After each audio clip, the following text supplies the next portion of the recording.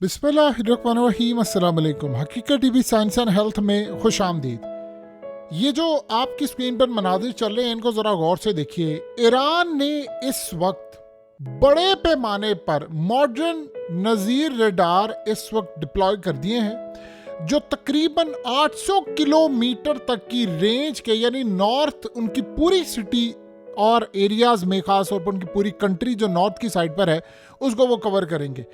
ये असल में काम ये उन्होंने किया है कि जितने रडार सिस्टम है सारे के सारे, और यहाँ पर उन्होंने एडवांस डिफेंस सिस्टम भी डिप्लॉय कर दिए हैं। ये असल में इजराइल के तैयारों को रोकने के लिए है और इजराइल के हमले से बचने के लिए है। अब ये जो रडार होंगे ये पूरे का पूरा, आप समझ लें, अजरबैजान का जितना भी आसमान है उसको, पूरा स्काई जो अजरबैजान का, उसको स्कैन करेंगे, आर्मीनिया को करेंगे और तुर्की और रशिया का भी एक पार्ट है उसको भी ये स्कैन कर सकते हैं। अब गालिबन उनको जो इस वक्त खतरा है कि इसराइल के तैयारों ने आना है और उन्होंने आके हमला करना है, और नेटन्स वाली साइड से ख़ास तौर पर इन्होंने जो वहाँ न्यूक्लियर फैसिलिटीज़ है वहाँ पर भी ये रडार सिस्टम और अपने डिफेंस सिस्टम सारे के सारे डिप्लॉय कर दिए हैं। और जो इनकी न्यूक्लियर फैसिलिटीज़ हैं उन जगहों पर इजराइल के खिलाफ उन्होंने रूस के S-400 डिप्लॉय करना इमीडिएटली तेज़ी से शुरू कर दिए हैं।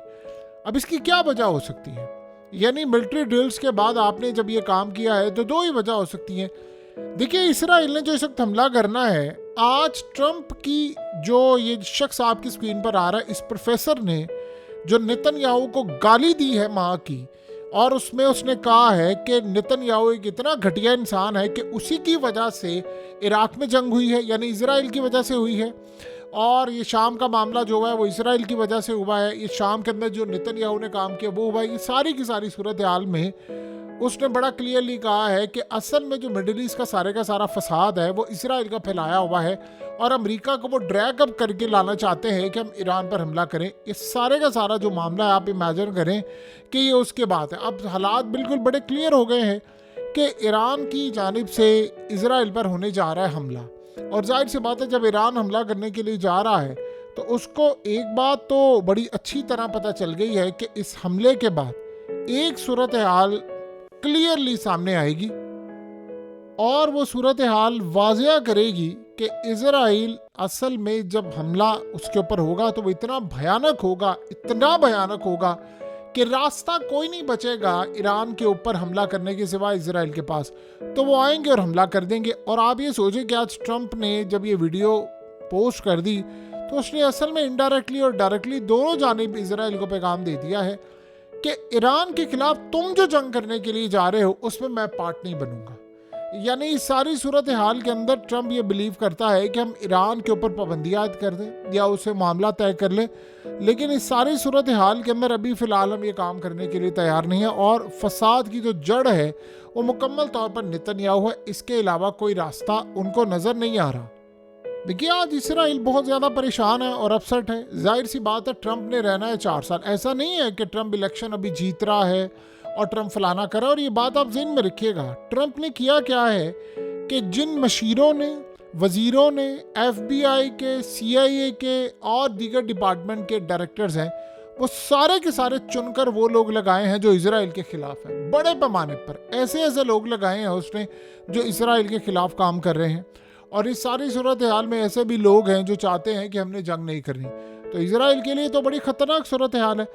अब आप ये सोचें कि इस वक्त अगर कंपैरिजन किया जाए तो उसमें एक चीज़ नज़र आती है कि इसराइल हमला करेगा या ईरान हमला करेगा, इसमें से चांसेस किसके हैं ज़्यादा।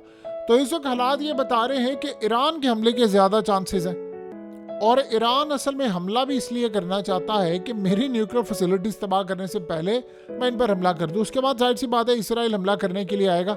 देखिए, एक और सूरत हाल बिल्कुल ज़रा आप अच्छी तरह समझ लें, ये आखिरी 10-12 दिनों के अंदर क्यों ऐसा ईरान करने के लिए जा रहा है। ईरान को इतलात ये मिली है कि ट्रंप के हलफ उठाने से पहले इसराइल ईरान की न्यूक्लियर फैसिलिटीज़ को तबाह कर चुका होगा, और ये उनके पास 100% इतलात है। यानी इससे ज़्यादा तबाहकुन इतलात उनके पास कभी नहीं हो सकती। इसमें चाइना ने भी अपनी इनपुट दी है, रूस ने भी दी है। तो वो ये चाह रहा है कि हम इस पर पहले हमला कर दें, क्योंकि अगर हम इस पर हमला कर देंगे तो फिर ये उतने दिन तक इतना आसानी के साथ हमला नहीं करने वाला। जब वो हमला नहीं करेगा उसकी एक रीजन होगी कि बैकएंड के ऊपर यूएस उसको सपोर्ट नहीं करेगा। और देखिए यूएस अगर सपोर्ट नहीं करेगा उसलिए नहीं करेगा क्योंकि ट्रंप ने आना है और ट्रंप की पॉलिसी बदलने अब 10-12 दिनों में तो इतना साथ नहीं दे सकते। याद कीजिए पिछली दफा जब ईरान ने हमला किया था तो उसके काफी अरसे के बाद जाकर इजराइल ने हमला किया था और वो भी नाकाम हुआ था। अब इस सारे मामले में एक बात आप समझ लें अच्छी तरह कि जो यहाँ पर डिफेंस सिस्टम इंस्टॉल किए जा रहे हैं ईरान के अंदर, उस बारे में अभी किसी को नहीं पता कि S-400 को उसकी बॉडी चेंज की गई है या उसको मॉडिफाई किया गया है या कैसे किया गया है, ईरान के अंदर डिप्लॉय है। क्योंकि अमेरिका ने यह बात कही है, इसराइल ने भी बात कही है कि रूस का S-400 यहाँ पर तैनात है और Su-35 भी है यहाँ पर और बहुत सारी चीज़ें। लेकिन वो ये अभी तक जान नहीं पा रहे कि सैटेलाइट से जब वो इमेज लेते हैं तो वहाँ पर उनको S-400 के आसार नज़र नहीं आते। हाँ, वो डिफेंस सिस्टम सारे का सारा उसी क्वालिटी का है। अब आप इसको ज़रा सादा अल्फाज में समझ लें कि ये क्या चीज़ है। असल में हुआ ये था कि जब ईरान ने लास्ट टाइम हमला किया था तो उसके बाद इजराइल ने हमला किया। इसराइल ने हमला करने से पहले जो सारी मालूमात इंटेलिजेंस ली और सारी की सारी इंफॉर्मेशन निकाली तो उनको उस वक्त ये पता चाहिए चला था कि ईरान के पास एडवांस डिफेंस सिस्टम नहीं है, जो भी है उनके अपने हैं।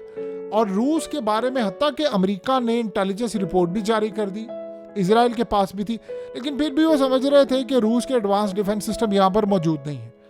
लेकिन जब उसने हमला किया तो उसने हमला करने से पहले याद कीजिए नेतन्याहू ने कहा था ये तारीख का सबसे खतरनाक हमला होगा, ऐसा हमला होगा जिसको सदियों दुनिया याद रखेगी और हम ऐसा हमला करेंगे जो इंसानी तारीख में कभी नहीं हुआ।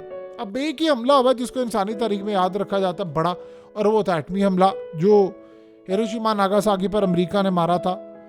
अब इस सूरत हाल में उस एटम बम के बाद आज की अगर हम सूरत हाल देखें तो ये कह रहे थे हमला करने जा रहे। आज आप दुनिया में किसी से भी पूछ लें, लोगों को वो विजुअल्स भी नहीं याद है जो इसराइल ने हमला किया, क्योंकि वो विजुअल्स में कोई ऐसी चीज़ ही नहीं थी कि आप ये कह सके कि हमला हुआ। वो आप बाद में जितनी मर्जी कहानी, इन्होंने इवन के कहा था कि हमने न्यूक्लियर फैसिलिटीज तबाह की, तो बाद में इंटरनेशनल एटॉमिक एनर्जी वालों ने कहा था कि झूठ बोल रहे हैं, कोई तबाह नहीं की, ईरान वो प्रोग्राम पहले ही बंद कर चुका था। अब असल कहानी ये है कि जब इन्होंने सोचा कि वहाँ पर कुछ नहीं, इन्होंने हमला कर दिया तो वो नाकाम हुआ। बाद में पता ये चला कि वहाँ पर S-400 भी था, Su-35 भी थे और एडवांस ऐसे ऐसे डिफेंस सिस्टम थे कि जिसका इनको अंदाज़ा नहीं था। बाद में उनकी जो सारी रिपोर्ट्स थी वो ये समझते रहे हैं कि जो रूस और इन सब ने जो चीज़ें बनाकर दी हैं उसकी बॉडी और दूसरी चीज़ें बदली गई हैं। जिस सारी सूरत हाल से वो डिटेक्ट नहीं कर पाए थे कि रूस का कोई S-400 या बहुत सारी चीज़ें हैं। अभी तक तो किसी को ये भी नहीं पता कि S-500 भी था कि नहीं, जो सिर्फ 8 बैटरीज है रूस के पास और वो यूज़ कर रहा है इसको इस वक्त रूस के अंदर। अब आप ये अंदाज़ा लगा लें कि अगर S-500 ने रोका या S-400 ने रोका, जो भी प्रोडक्ट थी, लेकिन एक बात तो तय है कि उस प्रोडक्ट ने ईरान का हमला बचा दिया था। अब इसराइल को ये बात खटक रही थी बाद में कि हमारा हमला नाकाम हुआ है, तारीख में उसको याद नहीं रखा गया, बाद में आप कहानियाँ बनाते हैं फिर हमने ये कर ली। देखिए जो ममालिक बुरी तरह तबाह हो जाते हैं, इन्होंने कहा था कि हमने ईरान को 30-40 साल पीछे धकेल दिया। ईरान को 30-40 साल पीछे धकेलना तो बड़ी दूर की बात है। ईरान 10 साल मजीद आगे चला गया, वो मजीद इन पर हमला करने के लिए जा रहा है। और आज उन्होंने कह दिया है कि ऐसी डेवलपमेंट्स होने वाली हैं अगले चंद घंटों में कि दुनिया देखेगी, तो उन्होंने डिप्लॉय कर दी क्योंकि उनको पता है कि हम हमला करेंगे तो इसके बाद ही हमला करने के लिए आएंगे। लेकिन अगर उनका हमला कामयाब हो जाता है तो शायद हो सकता है इजराइल इस काबिल ही ना रहे कि उनकी न्यूक्लियर फैसिलिटीज़ को कभी ज़िंदगी में दोबारा टारगेट कर सके। सो इस सारे मामले के अंदर हालात ये बता रहे हैं कि इजराइल इस वक्त शिकंजे में फंसा हुआ है और उनके मामलात हो गए हैं काफ़ी हद तक ख़राब। ईरान की तैयारियां भरपूर हैं, मुकम्मल तौर पर हमला करने के लिए तैयार है। रडार सिस्टम अब 800 किलोमीटर दूर से आने वाले तैयारों को, मिसाइलों को और चीज़ों को आसानी के साथ रोक सकेंगे। देखिए ईरान का एडवांटेज आप ज़रा चेक कीजिए। ईरान ने 2 दफ़ा हमला किया इजराइल पर। पहला हमला खतरनाक था, दूसरा बहुत ज़्यादा खतरनाक था और 90% टारगेट पर जाकर लगे थे और ईंट से ईंट बजा दी थी। उसके बाद ईरान ने हमला भी रोका इसराइल का। माजी में इसराइल के F-35 आते थे और ईरान के अंदर पता तब चलता था जब 6 या 8 दिन के बाद एक खबर ब्रेक होती थी कि ईरान के ऊपर हमला हुआ है और उसकी एटमी प्रोग्राम को तबाह कर दिया और इसराइली तैयारे वापस चले गए। आज तक इसराइल ने क्लेम नहीं किया कि हमने कोई हमला किया। ईरान सिर्फ इतना कहता रहता था कि हम लोग बदला लेंगे, हम ये करेंगे वो करेंगे। अब हमला हुआ तो फौरी तौर पर ईरान ने कहा जी हमला कर दिया हम पर। यह पहली दफा हुआ, और साथ ये भी कह दे कि हमला रोक दिया। और इजराइल ने सिर्फ इतना कहा कि हमारे 150 तैयारे गए थे हमला करने के लिए, बाद में पता चला एक भी ईरान की हदूद में दाखिल नहीं हुआ। तो इस दफा जो एडवांटेज होगा वो ईरान को होगा, बर्दाश्त जो करना पड़ेगा वो इजराइल को करना पड़ेगा। लेकिन इजराइल के लिए गेम इतनी ज़्यादा आसान नहीं होने वाली, ये आपको आने वाला वक्त बता देगा कि क्या तबाही होने जा रही है। हकीकत टीवी साइंस एंड हेल्थ की इस वीडियो के नीचे कमेंट ज़रूर कीजिए, अपनी राय का इजहार ज़रूर करें, और इस वीडियो को हर जगह शेयर करते हुए चैनल को सब्सक्राइब ज़रूर करें।